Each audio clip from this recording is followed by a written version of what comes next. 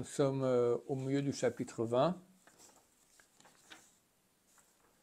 Mishkal HaChassidut, le soupèsement de la piété.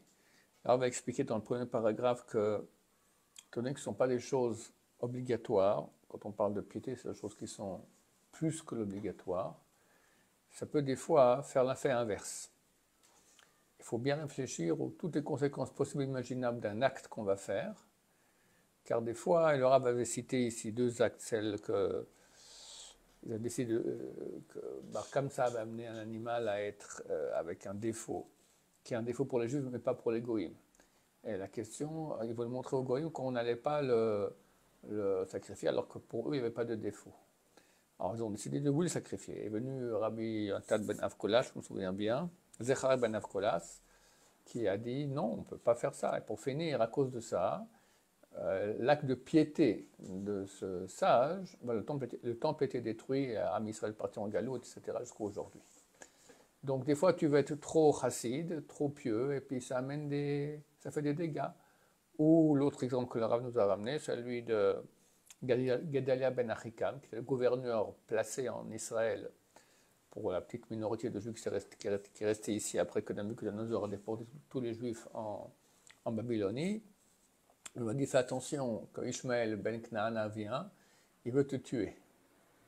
Et il dit, non, je ne veux pas écouter de la shonara, et il s'est fait tuer. À cause de ça, tout le monde a fui, la terre d'Israël est restée vide pendant 70 ans. Donc des fois, tu veux faire un acte de piété, et en fait, tu amènes des conséquences beaucoup trop graves. Donc le Rav avait dit qu'il fallait faire attention à trois choses. Un, que notre intention soit complètement Hashem Shamaim. De bien réfléchir à toutes les conséquences possibles et imaginables que ça peut amener. 3, compter sur Hachem. Et comme ça, normalement, tout se passera bien. Et le Rav va continuer ici, va montrer des cas où il ne faut pas toujours faire la mitzvah comme on croit. Donc nous sommes au deuxième paragraphe qui débute par les mots Hine Torah Tzivta. Et voici la Torah ordonnée. Ocheach tocheach et amitecha. De là, on apprend l'ordonnance de parler aux gens pour les corriger. D'accord, moi qui fais des cours aujourd'hui pour que les juifs fassent tchouva, c'est cette mitzvah que je fais, de leur réveiller, c'est de les ramener, de leur dire arrêtez de faire des choses interdites. Et plusieurs fois, une personne va commencer à corriger des pécheurs, à un endroit ou un moment où ces paroles ne sont pas écoutées. Et il les entraîne à, au contraire, plus réagir. Ils vont crier, ils vont, qu'est-ce que j'en sais moi, toutes sortes de choses mauvaises. Berisham dans leur mécréantise, ou les Chalel Hashem, et ils vont profaner le nom de Dieu. L'osif al-khatatam pesha, et rajouter à leur péché involontaire, un péché volontaire. Par exemple, il y a une halakha dans Shulchan Aruch. C'est écrit dans la Torah qu'il faut jeûner à Yom Kippour. Donc c'est quelle date? C'est le 10 du mois, 10 Tishrei. Puis à un autre endroit dans la Torah, c'est marqué le 9 Tishrei. Donc on va jeûner les 2 jours. Alors en fait, il faut commencer à jeûner déjà le 9. C'est une chose de la Torah. Rajouter du temps de jeûne avant le coucher du soleil du 10. Le Shulchan Aruch dit là-bas, et les femmes qui mangent jusqu'au coucher du soleil, on leur dit rien. Elles voient le coucher du soleil, elles mangent, hop, elles arrêtent. Maintenant, si tu viens, tu leur dis, il y a une mitzvah de la Torah de commencer avant, eh bien, vous êtes complètement fous, les rabbins. Depuis quand jeûner en plus de Kippour, on peut manger. Tant que ce n'est pas Kippour, on peut manger. C'est une loi de la Torah, de Oraïta. On leur dit rien. Les gens croient avec erreur que très souvent, quand c'est des rabbanan, alors on peut ne pas faire, si ça fera des histoires, on ferait une tochecha. Si la personne, on sait qu'elle ne va pas nous écouter, alors on ne fait pas la tochecha. C'est faux. Même si c'est de Oraïta, il y a 2 conditions pour ne pas faire la tochecha. 1, qu'on est certain qu'ils ne vont pas nous écouter. 2, que c'est une chose qui n'est pas marquée clairement, que les gens ne savent pas. Alors c'est le cas pour cette loi. On est certain que ces femmes ne vont pas nous écouter, vont nous prendre pour des malades, ces rabbins qui sont marmirim. Et ce n'est pas une chose qui est marquée clairement. Donc, Même de nos jours, tout le monde sait que ça commence la veille. Personne ne sait. Qui sait ça? C'est comme ça, c'est Parce que c'est écrit dans les calendriers. Hein? Parce que c'est écrit dans les Qu'est-ce calendriers. qu'on commençait à jeûner avant? Ouais. C'est marqué? Ah bah oui, puisque c'est marqué que le jeûne commence à telle heure. Donc on commence à jeûner dès le 9. Ils savent pas en fait les gens, c'est le 9. Ah. Si effectivement, aujourd'hui, d'habitude, les gens ne mangent pas, c'est pas qu'ils voient le soleil descendre, ils mangent, et ils s'arrêtent. Voilà, alors aujourd'hui, ils le font. Ouais. Ça vaut la peine de leur dire que c'est marqué mitzvot zechot kavana, une mitzvah de la Torah. Il faut penser faire une mitzvah. Donc il faut leur dire, tu fais une mitzvah de jeûner maintenant. Pas parce qu'il doit aller prendre sa place à la synagogue ou parce que le Kol Nidre commence. Il faut penser, faire. Dans les Sidurim, ceux qui comprennent et qui suivent, c'est écrit.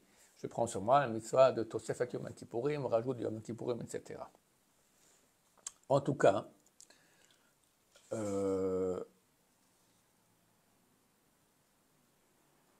donc ce n'est pas dans tous les cas qu'on fait cette mitzvah-là. Et le Rav va nous dire maintenant que dans ce cas-là maintenant, on ne parle pas où il y a les deux conditions que j'ai citées. Quelqu'un, peut-être quelque chose qui est connu, où il y a des chances qu'il va nous écouter, donc ça ne rentre pas dans le cadre des deux conditions qui nous dispensent de faire la tochecha. Mais le type, il ne va pas nous écouter, il va s'énerver, d'accord. Hine, voici, Bekeyotse basé, dans des cas pareils, Enomina Chassidut et la lishtok. La piété sera de se taire, au contraire, de ne pas lui faire une tochecha, une correction. Et ainsi on dit, nous sages de mémoire bénie, Keshem Shemisa Lomar Davar Anishma, de même qu'il y a le mitzvah de dire une chose qui s'entend, car mitzvah lishol lomar et shenon nishma, de même il y a mitzvah de ne pas dire ce qui ne s'entend pas. Voilà, il ne faut pas toujours dire tout.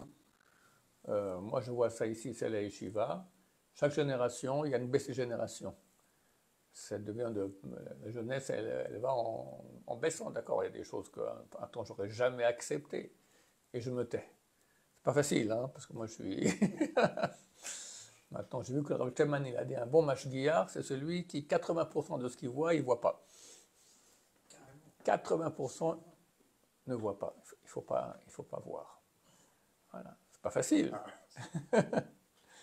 Voilà. Ça rentre dans le cadre de cela. Il ne faut pas toujours tout dire. Re'eh, vois. Pashut hu sheraou lechol adam liot makdim veratz idvar mitzvah. Il est évident que c'est bien qu'une mitzvah, qu'une personne se dépêche et court pour aller faire une mitzvah. Et d'essayer de faire partie de ceux qui vont la faire. Hine, mais voici. Les familles, des fois il y a une bagarre qui peut arriver de cela. Tout le monde court vers la mitzvah, et un dit c'est moi, non c'est moi, non c'est moi, et ça finit mal. C'est basé, dans ce cas-là, c'est clair que le pieux, le chassid, il doit abandonner la mitzvah, et pas courir après elle. Par exemple, comme on avait cité une fois, Baruch Hashem, cette année, Baruch Hashem, qu'il y aura déjà la paix, on pourra aller à Méron, à l'Akba Omer. Il y a des centaines de bus de tout le pays qui arrivent là-bas, 500 000 personnes qui arrivent. Maintenant, les gens attendent le bus, il y a un bus qui arrive, tout le monde court vers la porte. Et très souvent, à la porte, il y a la bagarre. Les gens carrément ouais, tout le monde veut rentrer, d'accord. C'est clair que Rabbi Shimon Bar Yochai, quand il voit ça, il dit qu'est-ce que tu as prié chez moi? Tu bagarres pour monter dans le bus? Ça ne se fait pas. Ça ne se fait pas. Ce n'est pas des choses. Donc, dans ces cas-là, il faut savoir où est l'essentiel, où est l'accessoire. Ainsi on dit, nous sages de mémoire bénie. Binyan Levim, en ce qui concerne les Levim, Zel Shonam, citation. Tout celui qui porte le tabernacle, donc la boîte d'or dans laquelle il y a les tables de la loi, Scharo Meroubé, son mérite est grand. Alors les gens, ils laissaient la table des pains, le candélabre et les autels, deux autels, un de cuivre et un d'or. Tout le monde courait vers l'armoire, le tabernacle, pour avoir plus de mérite. Au mitorkar, et par cela, Hayazemeri et Omer, un se bagarrait avec l'autre et disait Anito Enkan, c'est moi qui porte ici.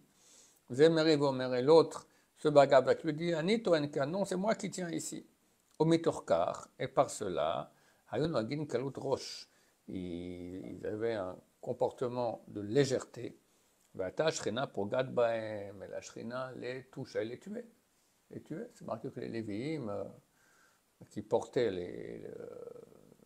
le Aaron à Kodesh, beaucoup ne survivaient pas parce qu'ils ne se comportaient pas avec suffisamment de lourdeur d'esprit. On dit lourdeur d'esprit en bon français, de sérieux quoi. Chacun voulait avoir la grande mitzvah, tout le monde courait, et voilà. Et la Shrina, elle fait quoi ici avec des petits gosses qui se bagarrent comme ça ne va pas. Donc faire attention à tous ces cas, de bien voir quelles sont les conséquences des actes que nous faisons, que ça ne fasse pas plus de mal que de bien. Baruch Adonai, l'olam, amen va amen.